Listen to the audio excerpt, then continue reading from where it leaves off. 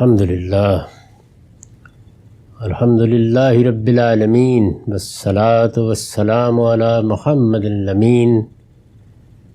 اعوذ باللہ من الشیطان الرجیم بسم اللہ الرحمن الرحیم۔ خواتین و حضرات،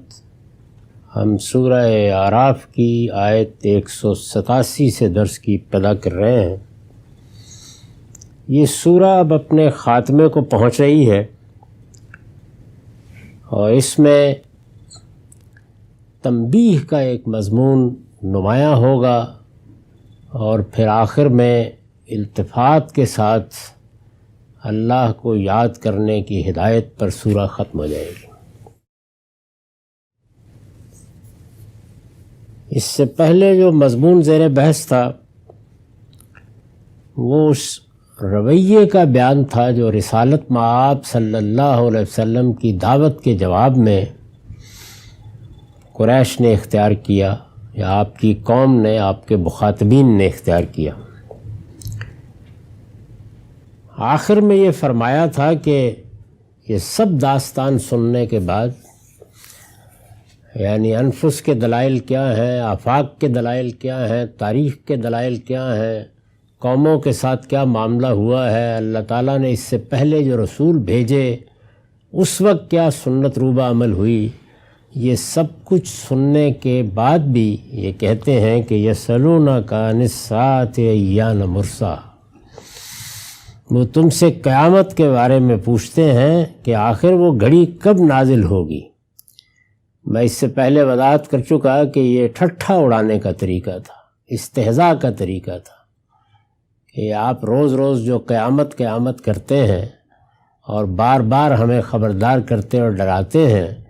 تو فرمائیے کہ آخر یہ جہاز کہاں لنگر انداز ہو گیا، کب آئے گی یہ قیامت؟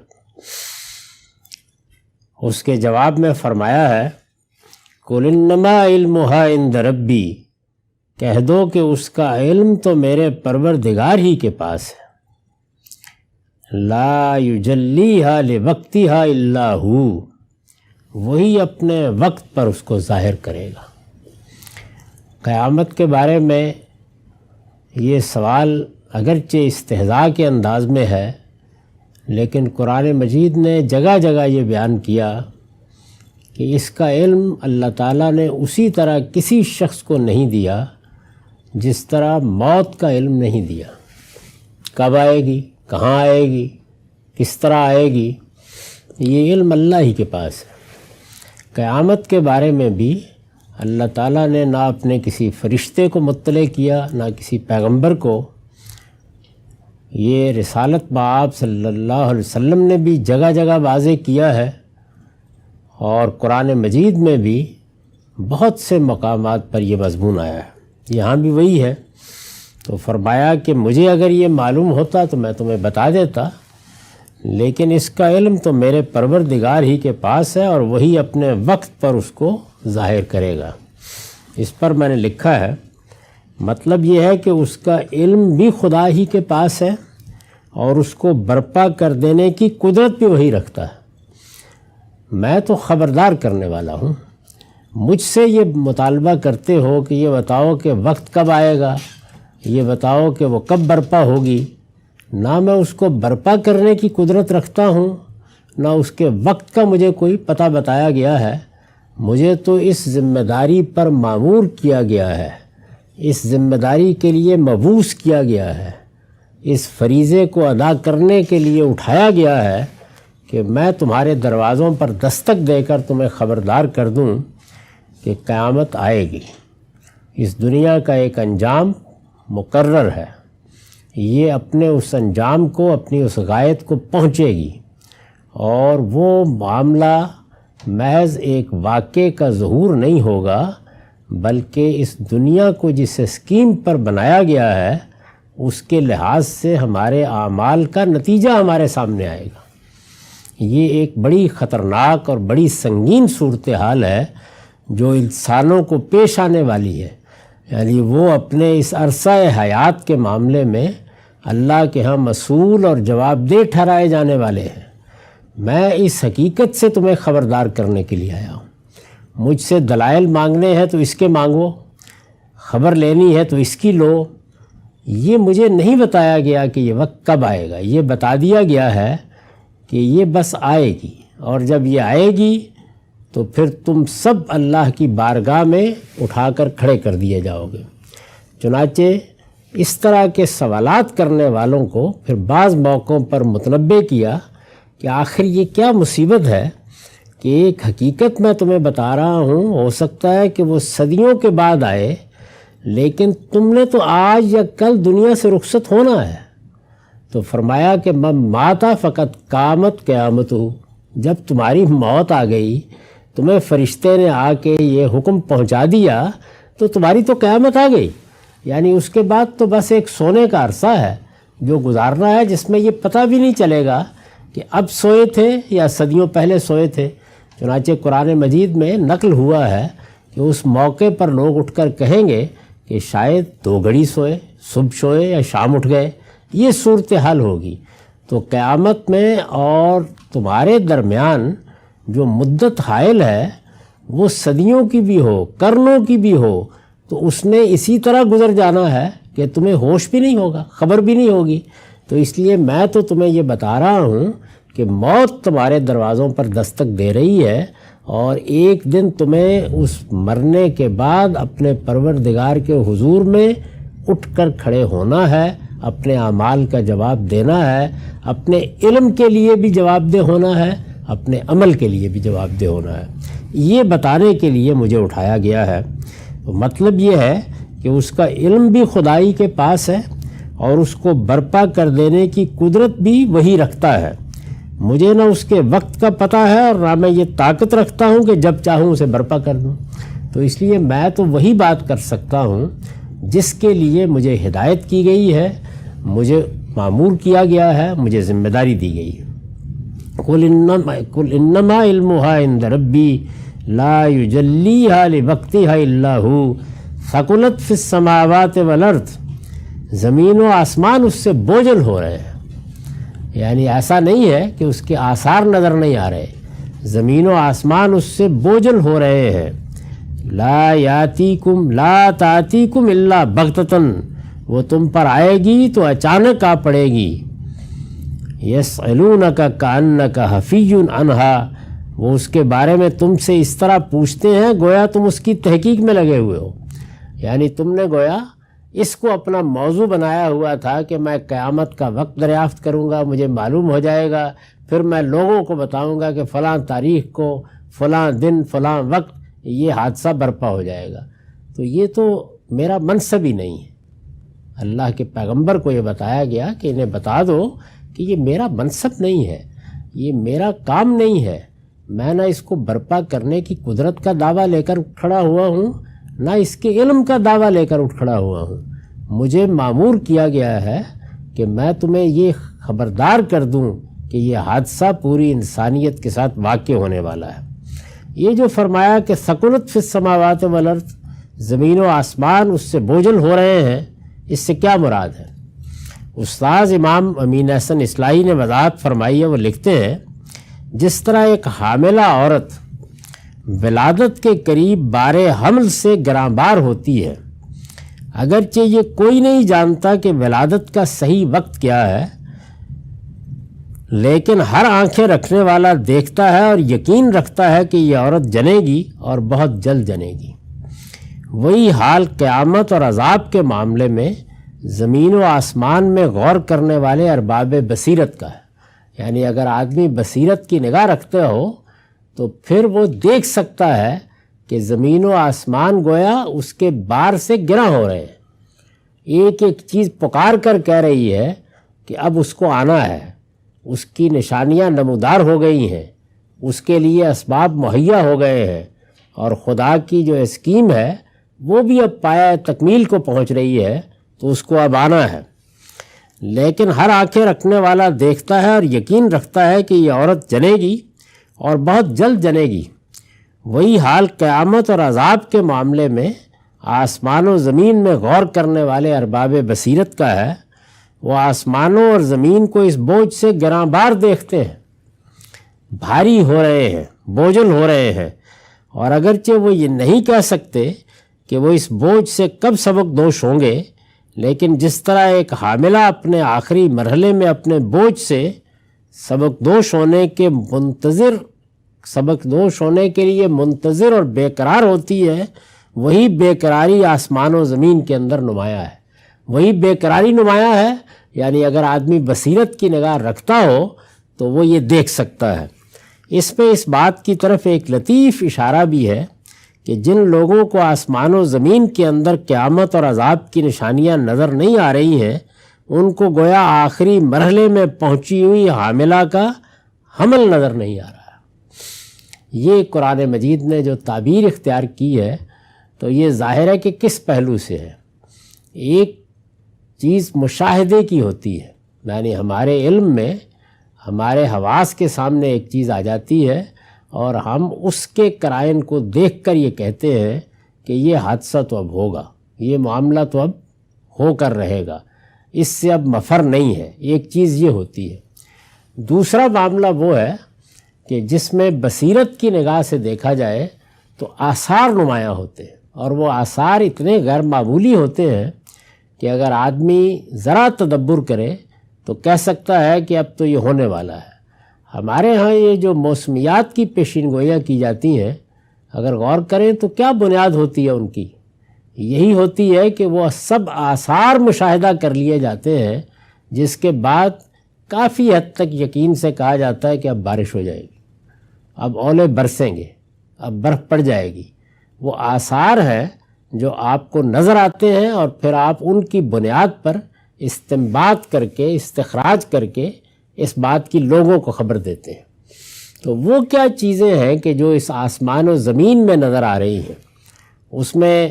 سب سے پہلی اور بنیادی چیز خود انسانیت کی تاریخ ہے۔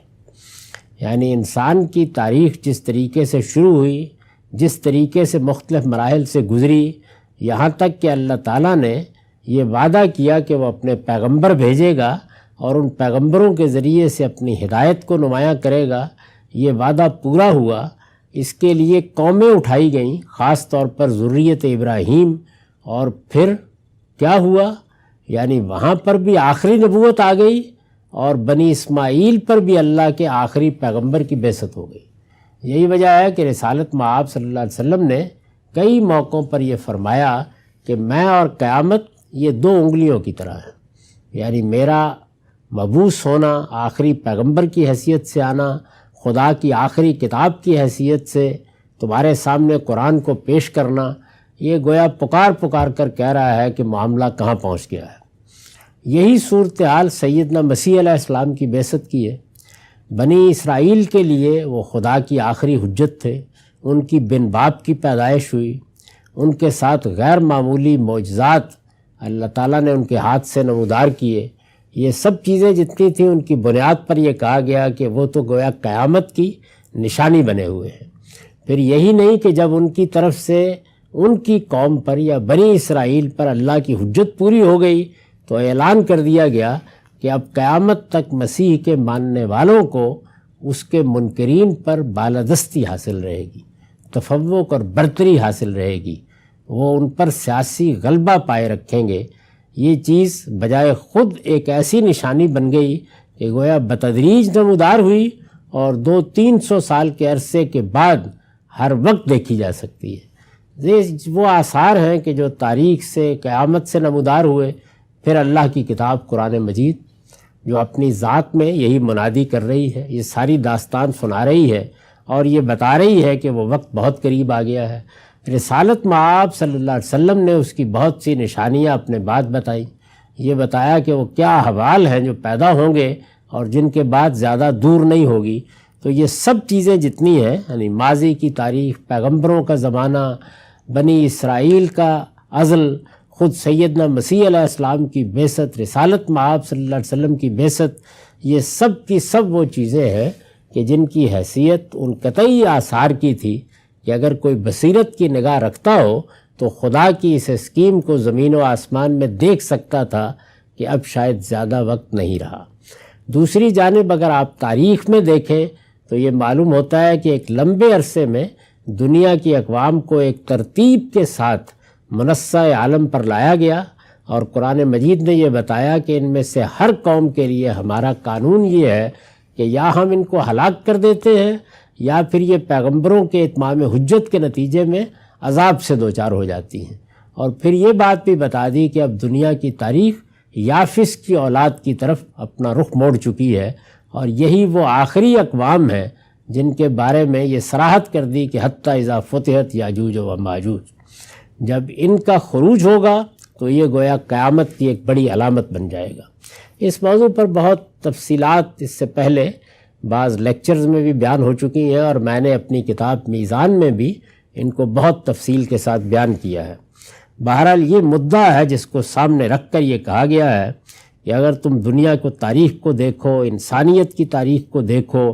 اگر تم دنیا میں خدا کے عزل و نصب کے قانون کو دیکھو، اگر تم پیغمبروں کے بارے میں خدا کی سنت کو دیکھو، پیغمبروں کی تاریخ تمہارے سامنے ہو، آخری نبوت کا اعلان تمہارے پیش نظر ہو، تو ثقلت فی السماوات والارض، پھر زمین و آسمان میں بصیرت کی نگاہ ڈالو گے تو یہی معلوم ہوگا کہ وہ تو گویا اس کے حمل سے بوجھل ہو رہے ہیں، زمین و آسمان اس سے بوجھل ہو رہے ہیں۔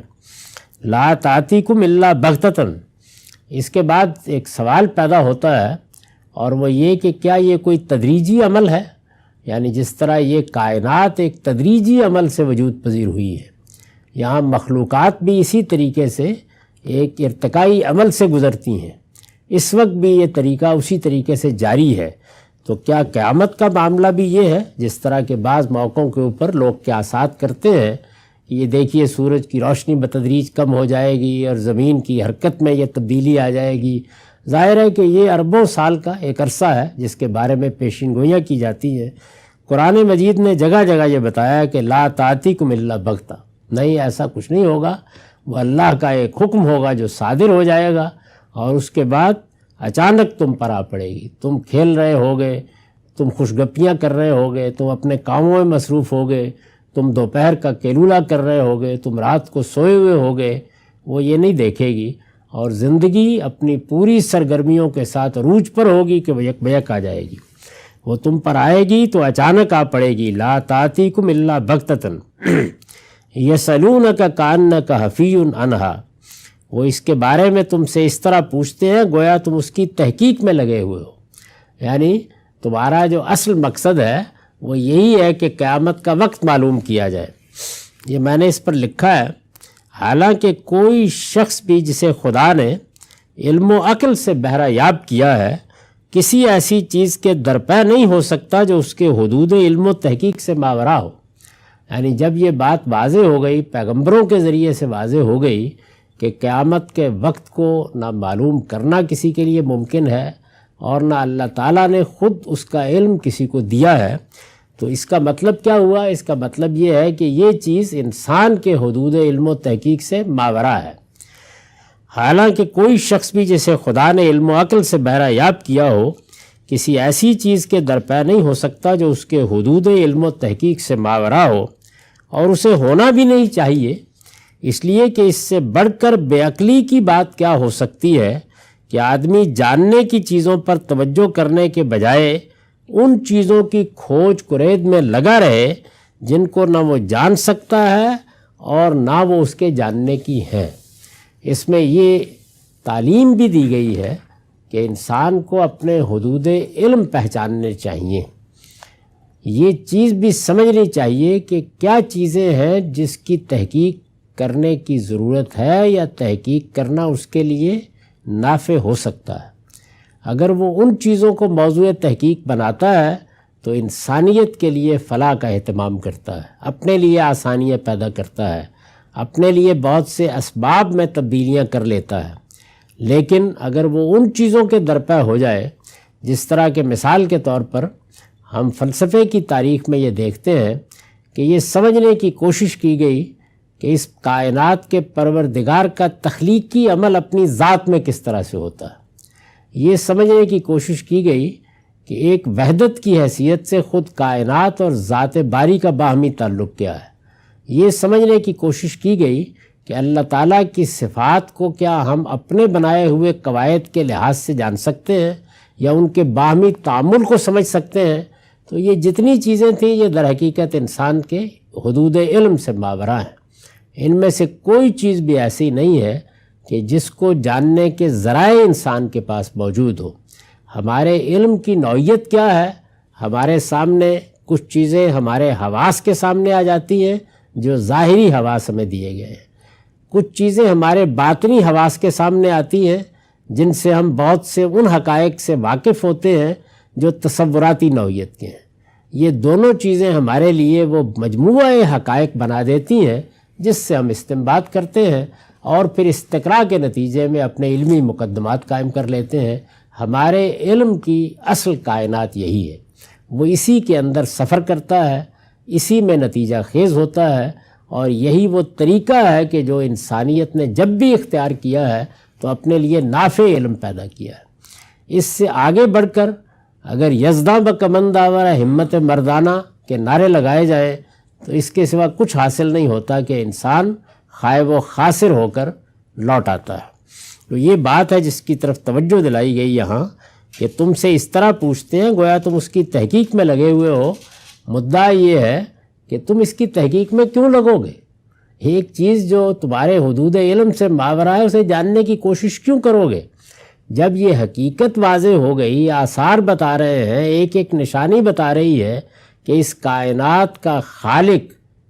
اس کو نتیجہ خیز کرے گا، ایک غایت تک پہنچے گی، یہ اپنے مقصود کو پائے گی، اس کا ایک متعین انجام ہے، اور اس کے لیے اس کا ایک ایک پہلو ہے جو نمایاں ہو کے بتا رہا ہے کہ ایسا ہونا چاہیے۔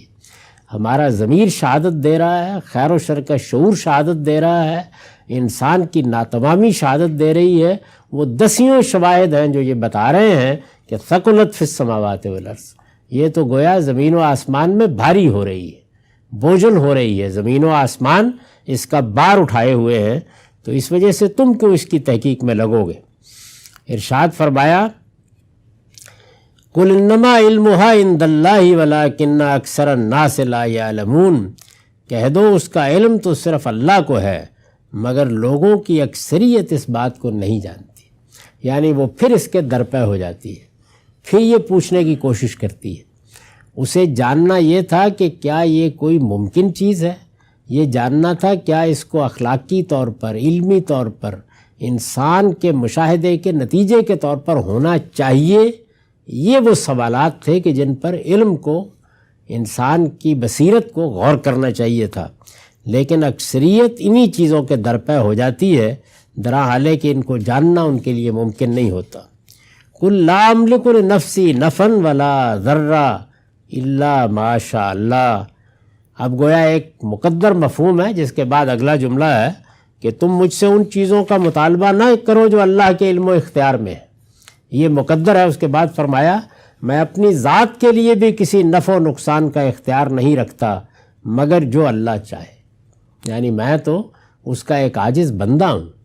میرا کام بندگی کے حدود سے تجاوز کرنا نہیں ہے۔ میں ایک بندے کی حیثیت سے جس ذمہ داری پر مامور ہوں وہ مجھے ادا کرنی ہے۔ وَلَوْ كُنْتُ عَالَمُ الْغَيْبَ لَاسْتَكْثَرْتُ مِنَ الْخَيْرِ،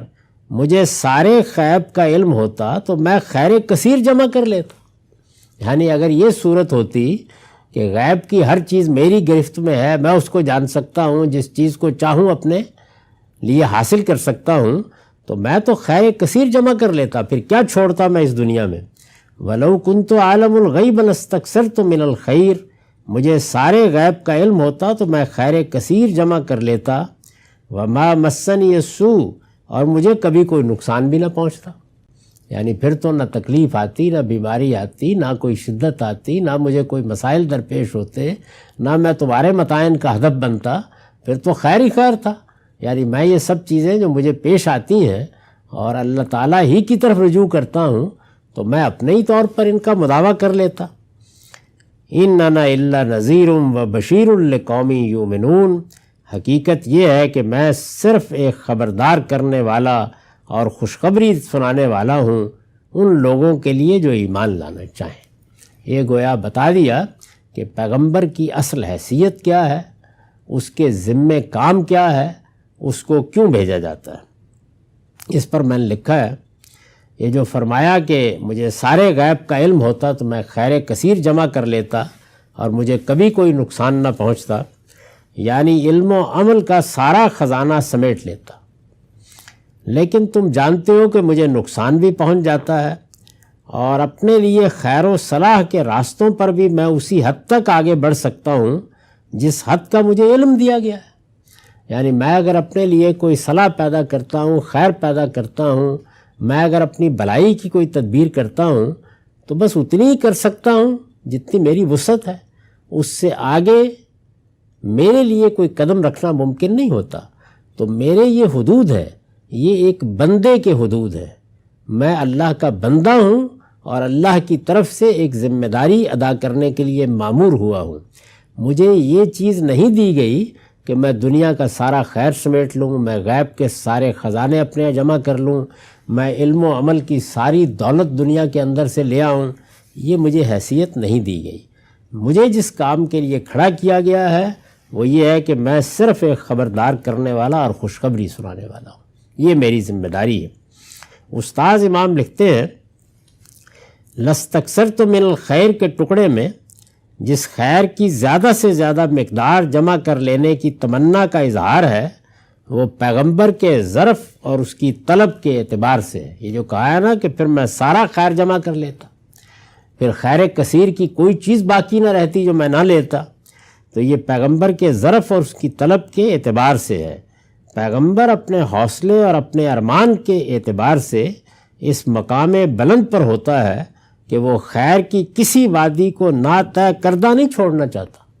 یعنی اگر اسے معلوم ہو جائے کہ یہاں کوئی بھلائی ہے، یہاں کوئی خیر ہے، یہ کوئی نیکی کا کام ہے، یہ چیز میں حاصل کر سکتا ہوں، تو وہ کیوں اس کو چھوڑے گا؟ یہی وہ بنیاد ہے جس پر امام شافعی نے ایک موقع پر ان لوگوں کو جواب دیا تھا جو بعض بدعتیں ایجاد کر لیتے ہیں اور پھر یہ کہتے ہیں کہ یہ نیکی کا کام ہے، اس طریقے سے ہم نے یہ نماز نہیں پڑھ لی، اس طریقے سے ہم نے یہ ورد کر لیا، اس طریقے سے یہ وظیفہ اختیار کر لیا، اس طریقے سے کوئی نیکی کا کام کر کے ایصال ثواب کے لیے اپنے کچھ تصورات پیدا کر لیے۔ انہوں نے ان چیزوں پر تبصرہ کرتے ہوئے کہا کہ تم ذرا تھوڑی دیر کے لیے توقف کر کے سوچو کہ اگر ان میں سے کوئی چیز بھی خیر کی چیز ہوتی تو کیا اللہ کا پیغمبر اور اللہ کے پیغمبر پر ایمان لانے والے ان کے صحابہ اس کو چھوڑ دیتے؟ یعنی اگر اس میں کوئی خیر ہوتا، انہوں نے جب کوئی کام نہیں کیا اور دین کا کوئی کام نہیں کیا اور وہ کوئی نئی چیز نہیں ہے بلکہ اس کے تمام داعیات اس وقت موجود تھے اور نہیں کیا، تو اس کا مطلب یہ ہے کہ اس میں کوئی خیر نہیں ہے۔ خیر پیغمبر کے دیے ہوئے طریقے کے مطابق زندگی بسر کرنے ہی میں ہے۔ تو پیغمبر اپنے حوصلے اور اپنے ارمان کے اعتبار سے اس مقام بلند پر ہوتا ہے کہ وہ خیر کی کسی وادی کو نا طے کردہ نہیں چھوڑنا چاہتا، لیکن وہ خیر سے واقف اسی حد تک ہوتا ہے جس حد تک اس کو وحی الہی کی رہنمائی حاصل ہوتی ہے۔ یعنی وہ یہ چاہتا تو ہے کہ ہر خیر، ہر نیکی وہ اپنے ہاتھ سمیٹ لے، علم و عمل کا ہر خزانہ اسی کی تجوری میں آ جائے، وہ چاہتا تو یہی ہے، لیکن اس کو جو کچھ خیر سے واقفیت حاصل ہوتی ہے وہ اتنی ہی ہوتی ہے جو وحی الہی کی رہنمائی سے حاصل ہو جاتی ہے۔ اگر اس کو پورا غیب معلوم ہو جائے تو ظاہر ہے کہ اس کے اپنے امکان کے حد تک تو اس کی کوشش یہی ہوگی کہ خیر کی راہ کے کسی پتھر کو بھی الٹے بغیر نہ چھوڑے، لیکن دائرہ وحی سے باہر اسے بھی دوسروں کی طرح اپنی ثوابدید ہی پر کام کرنا اور اپنی عقل ہی پر اعتماد کرنا پڑتا ہے، جس میں کامیابی اور ناکامی دونوں کے امکانات مضمر ہوتے ہیں۔ یعنی اس میں یہ بھی ہو سکتا ہے کہ تدبیر کامیاب ہو جائے، اجتہاد صحیح ہو، اور یہ بھی ہو سکتا ہے کہ اس میں کوئی غلطی ہو جائے۔ البتہ دین سے متعلق کوئی چیز ہو تو اللہ تعالیٰ اس کی تصحیح فرما دیتے ہیں، لیکن بہرحال یہ حدود ہیں جن کے اندر ہی پیغمبر اپنی ذمہ داریوں کو پورا کرتے ہیں۔ تو ان انا الا نذیر و بشیر لقوم یؤمنون، حقیقت یہ ہے کہ میں صرف ایک خبردار کرنے والا اور خوشخبری سنانے والا ہوں ان لوگوں کے لیے جو ایمان لانا چاہیں۔ پیغمبروں کے لیے یہی کام ہے جو قرآن نے بیان کیا ہے، یعنی وہ لوگوں کو انذار کرتے ہیں، خبردار کرتے ہیں کس چیز سے؟ وہی جس سے بحث شروع ہوئی، قیامت آنے والی ہے، یہ موت کے بعد ایک نئی زندگی شروع ہونے والی ہے، تمہارا اس دنیا میں امتحان کیا جا رہا ہے، یہ دنیا عارضی ہے، اس کا ایک نتیجہ نکلنے والا ہے، اس سے خبردار کرتے ہیں۔ اور جو لوگ اپنا تزکیہ کر لیں، اپنے آپ کو آلائشوں سے پاک رکھیں، اپنے آپ کو پاکیزہ بنانے کی صحیح کرتے رہیں، ان کو خوشخبری دیتے ہیں کہ اللہ نے تمہارے لیے دائمی عیش کا اہتمام کر رکھا ہے، تمہارے لیے فردوس کے باغ ہیں، تمہارے لیے وہ جگہ ہے کہ جس میں وہ آنکھوں کی ٹھنڈک رکھی گئی ہے کہ جس سے کوئی واقف نہیں ہے، اور وہ جگہ ہے کہ جس میں جو چاہو گے وہ تمہیں پیش کر دیا جائے گا۔ تو اس کی وہ خبر دیتے، اس کی بشارت دیتے۔ هو الذی خلقکم من نفس واحدہ وجعل منها زوجها لیسکن علیہا فلما تغشاها حملت حملا خفیفا فمرت به فلما عسکلت دعوا اللہ ربہما لئن آتیتنا صالحا لنکونن من الشاکرین۔ وہ اللہ ہی ہے جس نے تمہیں ایک جان سے پیدا کیا اور اسی کی جنس سے اس کا جوڑا بنایا تاکہ اس سے تسکین پائے۔ اب یہ اس بات کے بعد جو مضمون کو آگے بڑھایا ہے تو میں نے اس کی وضاحت کی ہے۔ مطلب یہ ہے کہ خدا کے سوا کوئی دوسرا یہ نہیں کر سکتا کہ دو الگ الگ اور مستقل وجود پیدا کرے اور دونوں میں ایسی مطابقت، ہم آہنگی اور سازگاری پیدا کر دے کہ دونوں ایک دوسرے کے لیے راحت دل و جان اور سرمایہ تسکین و نشاط بن جائے۔ وہ آخر میں پھر توجہ دلائی کہ اپنے وجود پر غور کرو، اللہ کے وجود کی نشانیاں، اللہ کی حکمت کی نشانیاں، اللہ کی قدرت کی نشانیاں، اور پھر اس کائنات میں جو یہ غائب پوشیدہ ہے اس کی نشانیاں خود تمہارے اندر موجود ہیں۔ مطلب یہ ہے کہ خدا کے سوا کوئی دوسرا یہ نہیں کر سکتا تھا کہ وہ دو الگ الگ اور مستقل وجود پیدا کرے اور دونوں میں ایسی مطابقت، ہم آہنگی اور سازگاری پیدا کر دے کہ دونوں ایک دوسرے کے لیے راحت دل و جان اور سرمایہ تسکین و نشاط بن جائیں۔ یہ اس بات کا کھلا ہوا ثبوت ہے کہ ایک ہی علیم و حکیم ہستی کا ارادہ ہے جس نے اپنے پیشگی منصوبے کے تحت دونوں کو خاص ڈھنگ سے، یعنی مرد اور عورت دونوں کو خاص ڈھنگ سے وجود بخشا اور اس طرح پروان چڑھایا ہے کہ دونوں ایک دوسرے کے لیے بمنزلہ جان و تن ہو گئے ہیں۔ آیت میں ایک جان سے مراد آدم علیہ السلام ہے۔ سورہ نساء کی آیت 1 میں بھی یہی بات بیان ہوئی۔ وہی اللہ ہے جس نے تمہیں ایک جان سے پیدا کیا اور اسی کی جنس سے اس کا جوڑا بنایا تاکہ اس سے تسکین پائے۔ پھر بارہا ایسا ہوا کہ جب مرد نے عورت کو چھا لیا تو اسے ایک ہلکا سا حمل رہ گیا، سو اس کو لیے پھرتی رہی۔ پھر جب زیادہ بوجھل ہو گئی تو مرد و عورت دونوں نے مل کر اللہ اپنے پروردگار سے دعا کی کہ پروردگار معاف کیو، اگر تو نے ہمیں تندرست اولاد عطا فرمائی تو ہم ضرور تیرے شکر گزاروں میں رہیں گے۔ مگر جب اللہ نے ان کو صحیح و سالم اولاد عطا فرما دی تو اس کی بخشی ہوئی چیز میں وہ دوسروں کو اس کے شریک ٹھہرانے لگے۔ یہ جو مخاطبین ہیں یہ رسالت مآب صلی اللہ علیہ وسلم کی قوم کے لوگ ہیں۔ ساری بحث کس چیز پر ہو رہی ہے؟ ان کے مشرکانہ عقائد پر تفصیل کے ساتھ یہ بتایا ہے اور پھر خبردار کیا ہے کہ وہی تنہا ہے، اسی کے حضور میں پیش ہو گئے، وہی اس کائنات کا مالک ہے، وہی تمہارا خالق ہے، وہی اس کائنات کی تدبیر امور کر رہا ہے، اس میں کوئی اس کا ساجی نہیں ہے، کوئی اس کا شریک نہیں ہے۔ تو اب یہ بتایا کہ یہ انسان کی کیسی بلادت ہے کہ ایک تو اللہ تعالیٰ نے دیکھو اس کو پیدا کس طریقے سے کیا، اس کے لیے اسباب کیا رکھے، اس کے لیے جوڑا بنایا، اور پھر یہی جوڑا اپنے ہاں انسانیت کی پیدائش کا ذریعہ بنتا ہے، اس کی تصویر کھینچی اور پھر اس پر آگے توجہ دلائی کہ اللہ تعالیٰ کی اس قدرت کو یہ اپنے ہاں دیکھتے، اپنے وجود میں دیکھتے، اپنی آنکھوں کے سامنے دیکھتے، اس قطرہ آب اور اس بیضے کو بھی پیدا ہوتے دیکھتے ہیں جس کے اندر ایک پورا انسان چھپا ہوا ہوتا ہے،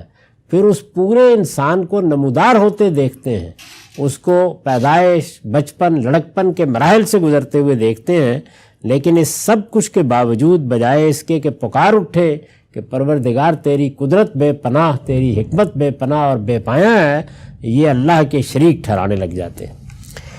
وہ اللہ ہی ہے جس نے تمہیں ایک جان سے پیدا کیا اور اسی کی جنس سے اس کا جوڑا بنایا تاکہ اس سے تسکین پائے۔ پھر بارہا ایسا ہوا کہ جب مرد نے عورت کو چھا لیا تو اسے ایک ہلکا سا حمل رہ گیا،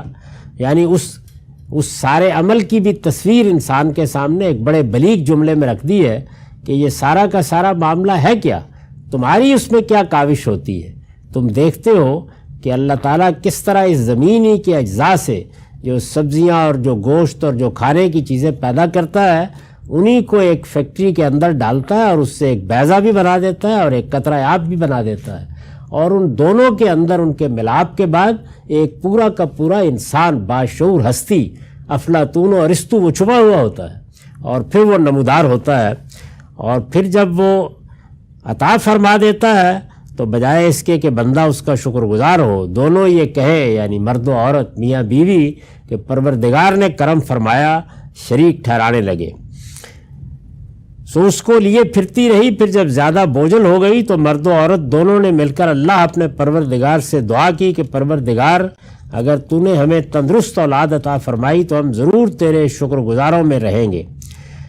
یہ دیکھیے کہ لئن آتیتنا صالحا لنکونن من الشاکرین، لیکن ہوا کیا؟ فلما آتاہما صالحا جعل له شرکاء فیما آتاہما فتعالی اللہ عما یشرکون،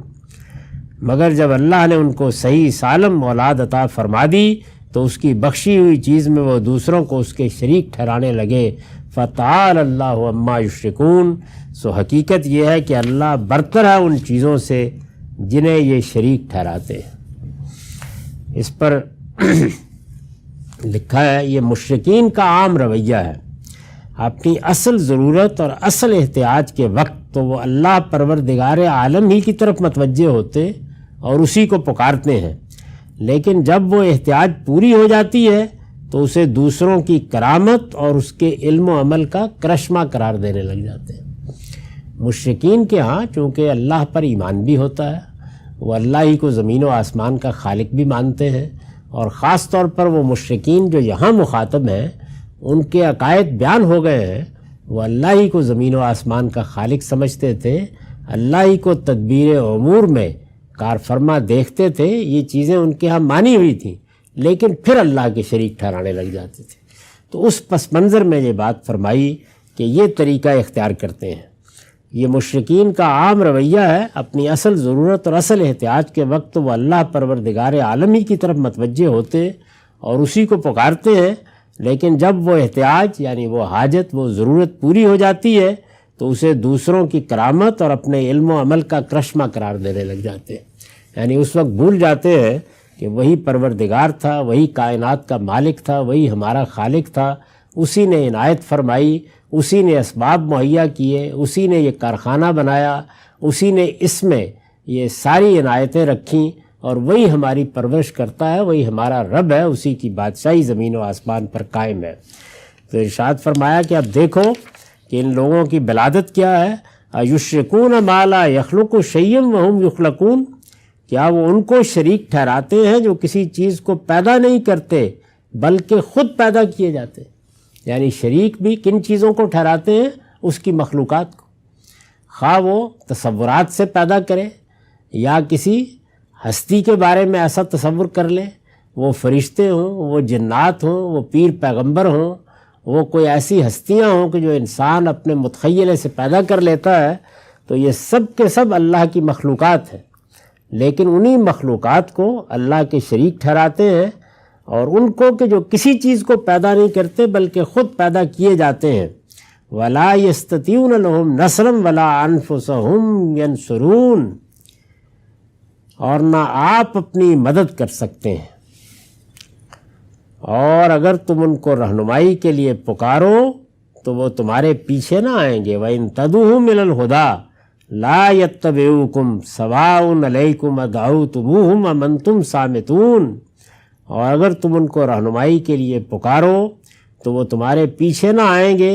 تم انہیں پکارو یا خاموش رہو، تمہارے لیے برابر ہے، تم اللہ کے سوا جن کو پکارتے ہو وہ بندے ہیں جس طرح تم بندے ہو۔ یہ ابھی شرک اور توحید کا مضمون ہے، اس میں بہت سی چیزیں وضاحت کا تقاضا کرتی ہیں، ان کو ہم آئندہ دیکھیں گے۔ اقول قولی ھذا واستغفر اللہ لی ولکم ولسائر المسلمین۔